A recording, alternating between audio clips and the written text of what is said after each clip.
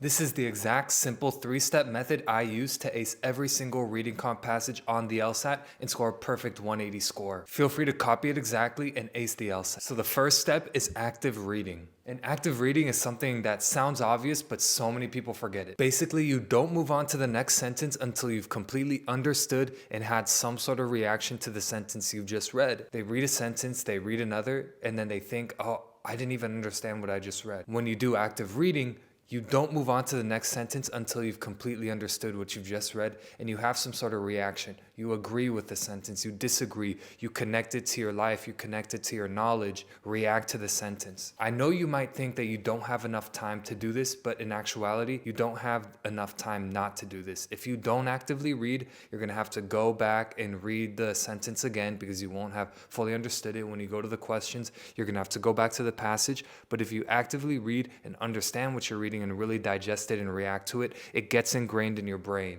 And once you get to the questions, they become so easy and so fast. So that's the first step, actively read every sentence. The second step is probably the most important one, and it's what saved me so many points and so much time on the LSAT. By the way, if you want to be one of my students, you could click the link in my bio for a month of my tutoring. It comes out to less than $20 an hour. We'd love to have you. Students are getting great results. So the second step is after reading every sentence, after actively reading every sentence, you pause and think, okay, what does this sentence tell me about the author's opinion? So after every sentence, you're going to be like a detective. You're going to be throughout the whole passage asking yourself, what does this sentence tell me about the author's opinion? So many questions for reading comp have to do with or just basically straight up ask, what is the author's opinion? And by asking it constantly, these questions become easy. The second reason is it's very hard to stay focused in that long reading comp passage, but having like a North Star, having a question that you ask after every sentence keeps you focused and keeps you engaged. If after every sentence you ask, what's the author's opinion?